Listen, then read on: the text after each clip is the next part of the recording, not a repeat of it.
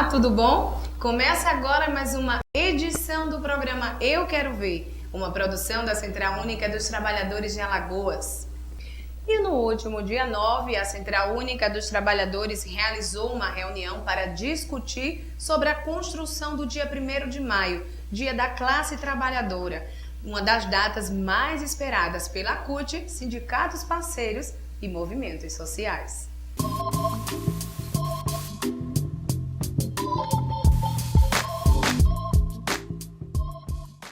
A reunião foi realizada na sede da Central Única e contou com a presença de diversos sindicatos e movimentos sociais e teve como objetivo central discutir sobre a construção do dia 1º de maio, Dia do Trabalhador.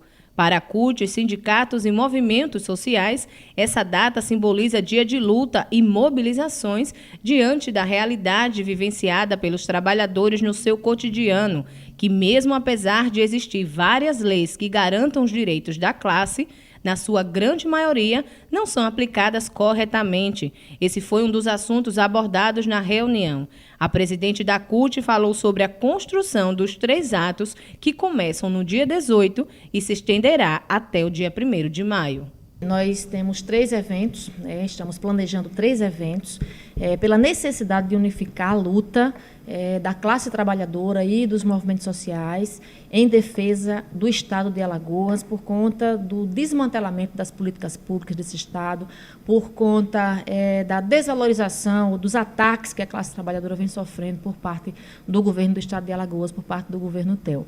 Então, a Central Única dos Trabalhadores iniciou um debate, onde nesse debate nós vamos estar construindo 3 grandes atos, colocando a população, os trabalhadores e trabalhadoras na rua, e se inicia no dia 18, uma jornada, vai acontecer uma jornada de lutas a nível nacional, uma mobilização nacional, e aqui em Alagoas nós estamos unificando essa luta para gritar, para mostrar e denunciar o descaso com essas políticas públicas e denunciar o que está acontecendo hoje na área da educação, na área da saúde, na área da segurança, na área do saneamento, a questão da agricultura também, o movimento pela terra vem sendo perseguido. Então, tem muito o que denunciar, tem muito o que gritar, e nós estamos iniciando no dia 18. No dia 26, também acontecerá um outro grande ato, em continuidade dessa jornada de lutas, nós estamos chamando de Jornada de Lutas em Defesa de Alagoas, de iniciativa do Movimento pela Terra, e também vamos unificar essa luta junto com os movimentos, com o movimento sindical urbano, junto com a classe trabalhadora como um todo e movimentos sociais, também para mais uma vez denunciar os desmandos desse governo do Estado, e vamos finalizar essa jornada, não vamos finalizar, na verdade, nós vamos culminar essa primeira jornada com o 1º de maio, que é o Dia do Trabalhador e o Dia da Trabalhadora. Então, no 1º de maio, nós estamos organizando um evento, uma grande caminhada, mas também essa caminhada ela não pode ser só com as faixas e com as bandeiras, mas tem que ser uma caminhada que comunique, que dialogue com a sociedade, o que nós estamos sofrendo enquanto cidadãos e cidadãs aqui nesse Estado, onde falta políticas públicas que tragam qualidade de vida. Infelizmente, nós, na área da segurança, nós somos um Estado que mais sofre violência, na educação, as escolas sucateadas, as crianças sem aulas, porque não existe valorização dos profissionais, não existe estrutura suficiente para que as aulas aconteçam. Na saúde também, os hospitais sucateados, os trabalhadores também desmobilizados. Então, é uma forma da gente estar denunciando e nacionalizando essa luta. Na reunião agora à tarde, aqui na central da CUT, estavam reunidos várias categorias, educação e outras categorias, pessoal do campo também, MST, MTL. A expectativa é essa, que quantas pessoas e quais as entidades que vão estar participando desse 1º de maio?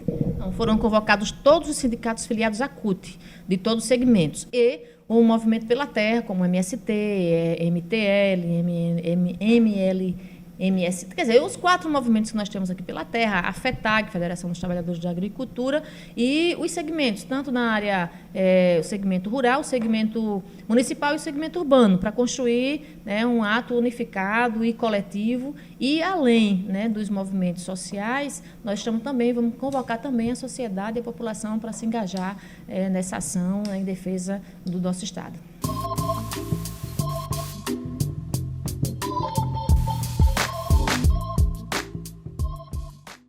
E hoje nós vamos dar continuidade à nossa série Ditadura Militar, Passado de Tortura. Você acompanha agora com Pablo Gomes.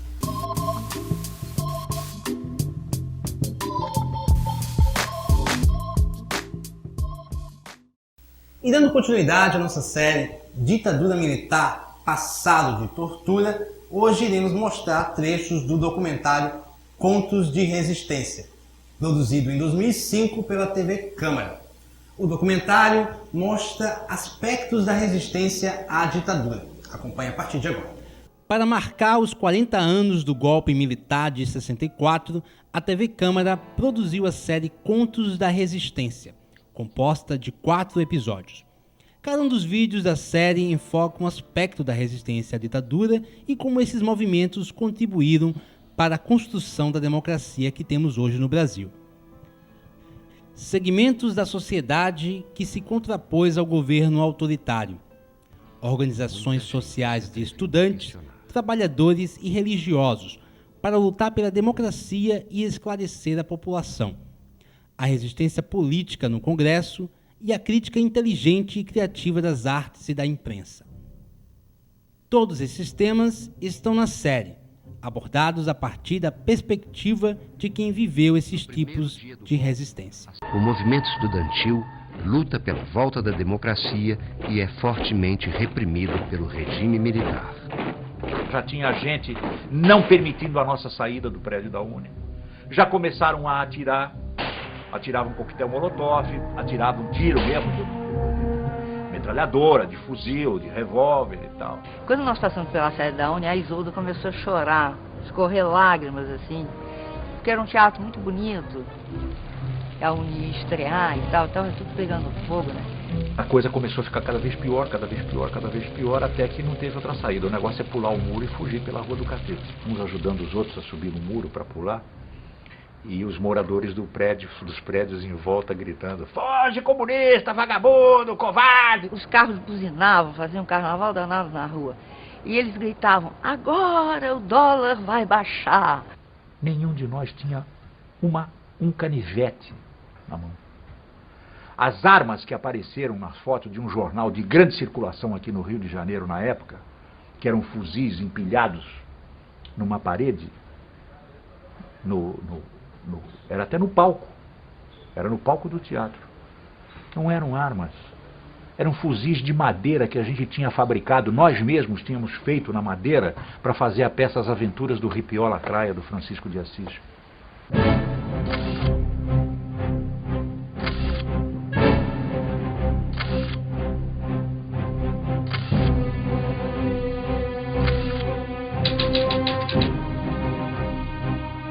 Os generais da ditadura acusavam de revolucionário qualquer grupo de oposição.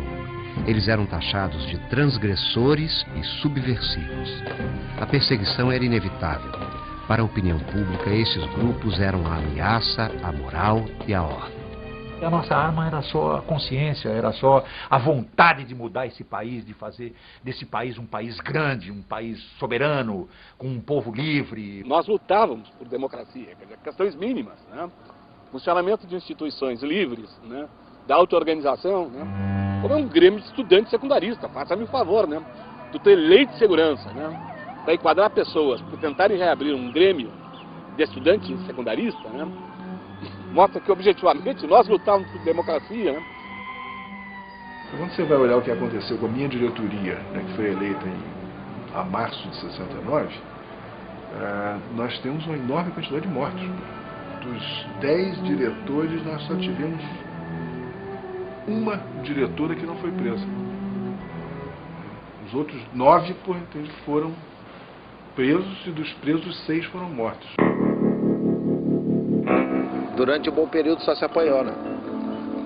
Até que chegou um momento em que se achou que devia revidar. E o revide se deu através exatamente de coquetéis molotov, de se colocar fogo em carros dos brigadianos e da polícia de choque que nos atacavam e de tentar roubar os revólveres dele como parte do arsenal que pretendíamos compor para a luta armada. A Polícia Militar do Rio de Janeiro assassina o estudante secundarista Edson Luiz no restaurante universitário em 1968. Na Candelária, a missa realizada em homenagem ao estudante morto provoca novos confrontos com a polícia. As ruas das grandes capitais do país são tomadas por grandes manifestações de protesto.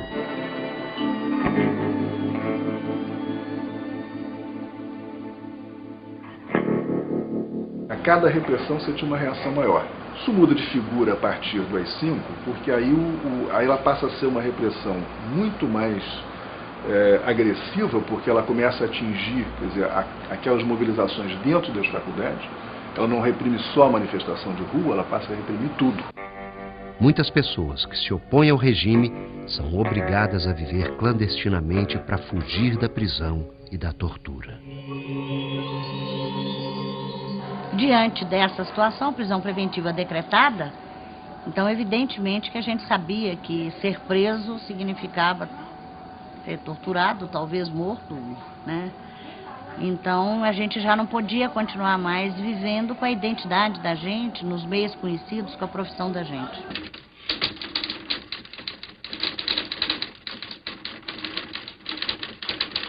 Prevendo que eu viria a ser visado, isso acontecia comigo e com muitos, eu comecei a tratar da minha documentação falsa. Uma vez nós pegamos um cartório inteiro exatamente para fazer documentação para proteger as pessoas que iam para a clandestinidade, as pessoas que eram descobertas. Então era um momento importante para ter possibilidade das pessoas sobreviverem àquele cerco policial.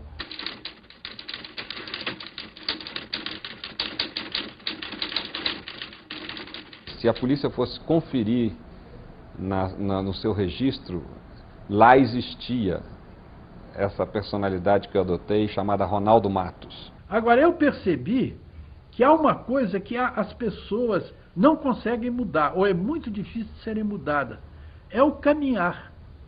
O caminhar, a pessoa tem uma postura caminhando que você à distância reconhece. Então eu comecei a caprichar, ainda mais quando eu ia a determinados lugares, em mancar, fingir que estava mancando.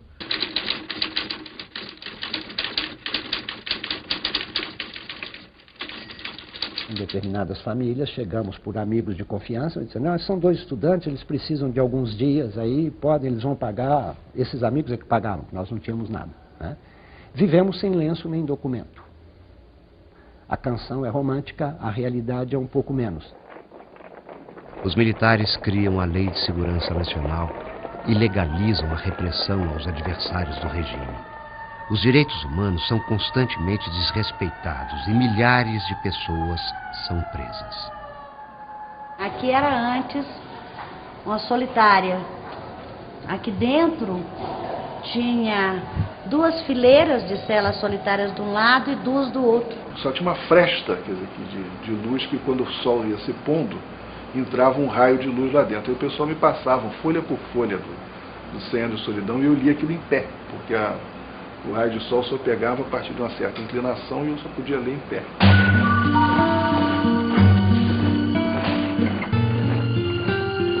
Botava a gente descalça, em pé, em cima de 2 latinha de salsicha, de qualquer coisa, abertas. Nua, né? Descalça, em pé, em cima da latinha. E as latinhas iam enfiando na sola do pé da gente. E se a gente caísse ou descesse, aí era espancado e botava de novo em cima da latinha. Eu dava aulas imaginárias para uma classe virtual, né, e com isso eu me sentia trabalhando. Evitava dormir de dia, eu rezava muito, eu aproveitava o miolo de pão para fazer um terço.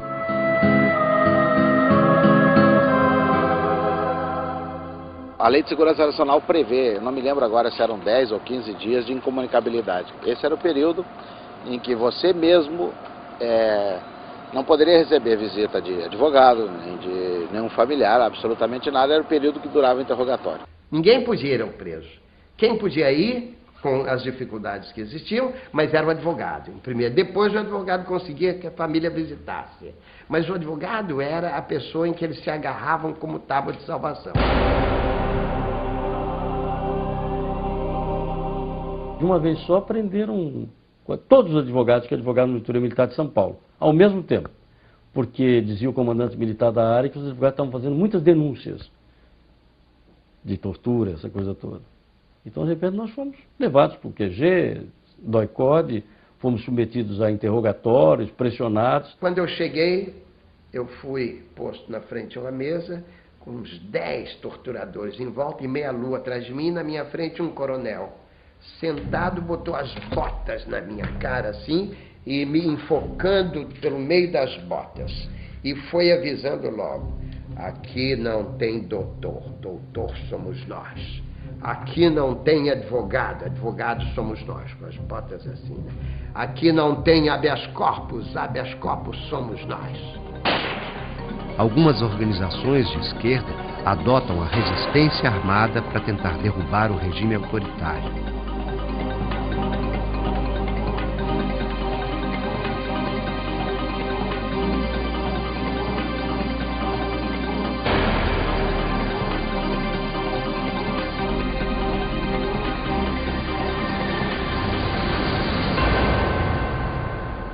O movimento estudantil se dilui, se destrói por si mesmo, em função da repressão. Só resta a alternativa da clandestinidade e daí a tentação da luta armada é o passo seguinte que se faz. Me recordo primeiro de Caparaó, depois houve a tentativa de foco com o capitão Carlos Lamarca e finalmente agora Araguaia, a guerrilha do PCdoB.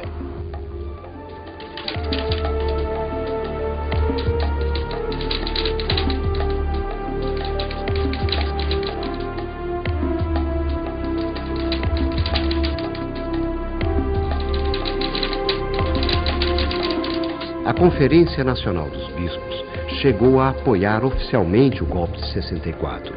Mesmo assim, os progressistas da Igreja se unem à resistência.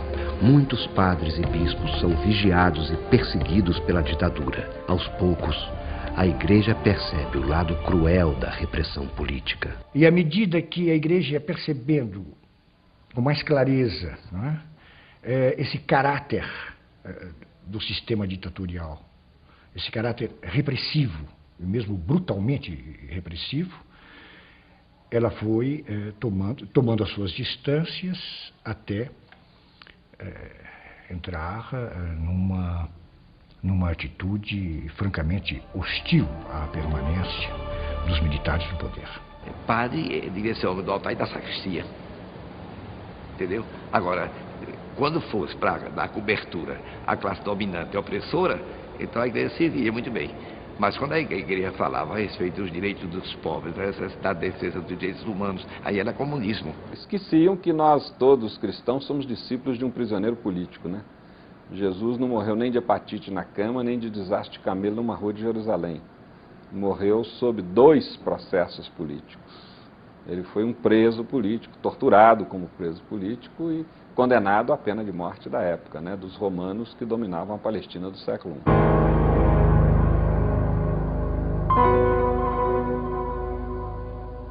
A tortura era muito bem planejada, não era, quer dizer, ela não era assim os arroubos de um grupo mais sádico, mais violento. Era uma política de Estado. E as pessoas eram treinadas para isso. Eles batiam para desmoralizar, para vergar, para fazer você se quebrar. E isso eu te digo, o efeito é devastador. Falava comigo assim, a gente já está cansado de trabalhar adulto, tudo igual. Mas a gente nunca trabalhou uma criança de 4 meses. Você e sua filha vão servir para o avanço da ciência.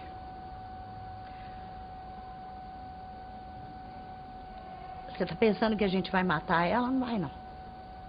Nós vamos botar ela numa banheirinha cheia de pedra de gelo. E você vai marcar quanto tempo ela demora para virar um picolé. Nós vamos botar ela no pau de arara, vamos dar choque elétrico. Nós vamos quebrar todos os ossinhos dela. Nós vamos transformá-la num monstrinho. Não vamos matar você também, não. Vamos entregar um monstrinho para você passar o resto da tua vida olhando para ela e sabendo, eu, por ser comunista, sou a culpada por minha filha ter se transformado num monstrinho. Um dia, eu estava na igreja de Nossa Senhora das Graças, aqui em cima, perto de Vila Mariana, e entrou uma pessoa, sozinha ainda, que estava na igreja, ao momento que eu saía, e veio ao meu encontro e disse, Dom Paulo, existe perdão para mim? Eu disse, o quê? Ah, porque eu sou um dos torturadores com que o senhor falou. E o senhor falou que Deus não deixa de vingar a dignidade humana.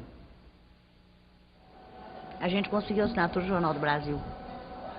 E aí eu abro o Jornal do Brasil e todo dia ia olhar as tirinhas do Henriquinho, do Enfio. E um dia eu olho a tirinha, tá lá os faradinhos e uma bonequinha, tudo de cabelo encaracolado, assim, chamada Juliana, conversando com o Fradinho, e ela falando que gostava muito de morango com sorvete. Poxa, o Henriquinho me passou nisso o seguinte, tua filha tá viva e tá bem, né? Na tirinha do Fradinho.